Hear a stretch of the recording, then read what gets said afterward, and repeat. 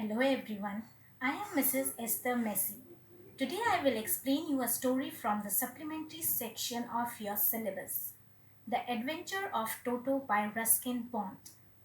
Before we go into the detail of the story, let me give you a brief introduction about the author. Ruskin Bond was born in Kasauli, Himachal Pradesh in 1934. His first novel, The Room on the Roof, was written when he was 17. He received the John Levine Rice Memorial Prize in 1957. Since then, he has written over 500 short stories, essays, novels, and more than 45 books for children. He received the Sahitya Academy Award for English Writing in India in 1993, the Padma Shri in 1999, and the Delhi Government Lifetime Achievement Award in 2012.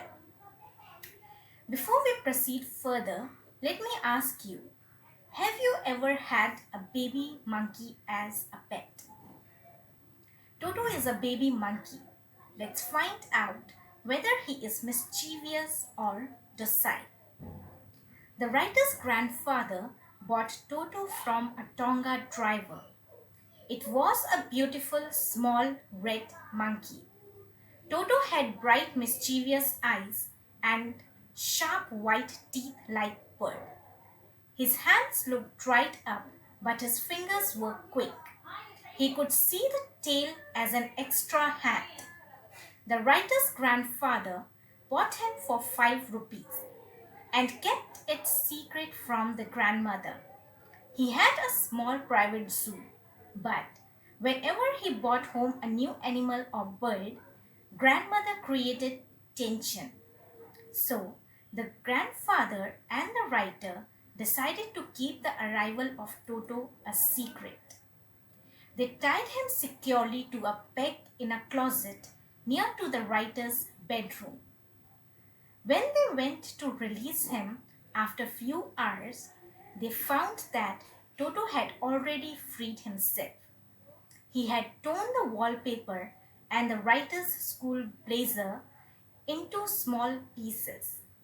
But grandfather was amused. He thought Toto was a clever monkey.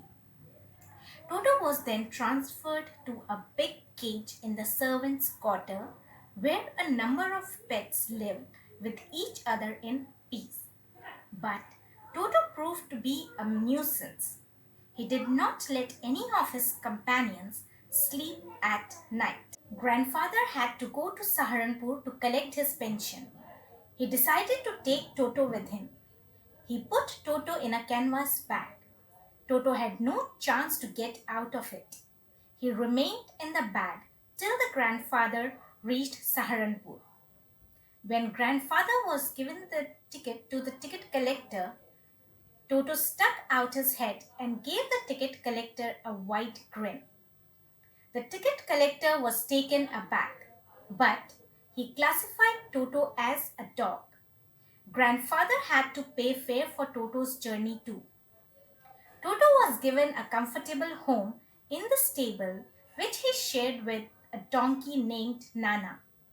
On Toto's first night in the stable, grandfather paid him a visit. He was shocked to find that Toto had dug his sharp teeth into the donkey's long ear and hanged on it too. When they came back, grandmother had accepted Toto. She gave him a warm bath during cold winter evening. Toto had seen the writer take his bath. Like him, Toto too checked the temperature of the water and then got into the bowl, first with one foot, then the other. He sat comfortably in the bowl.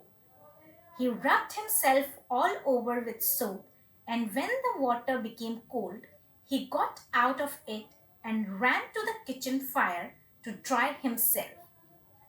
One day, Toto had almost boiled himself alive. A big kettle was left on the fire. Toto removed the lid and found the water warm enough for a bath. He got into the kettle. For a while he enjoyed himself, but when the water grew hotter, he raised himself to get out. But it was cold outside, so he decided to sit down again. He continued hopping up and down for some time. Grandmother came to his rescue and pulled him half boiled out of the kettle. One day, a large plate of pulao was put on the dining table.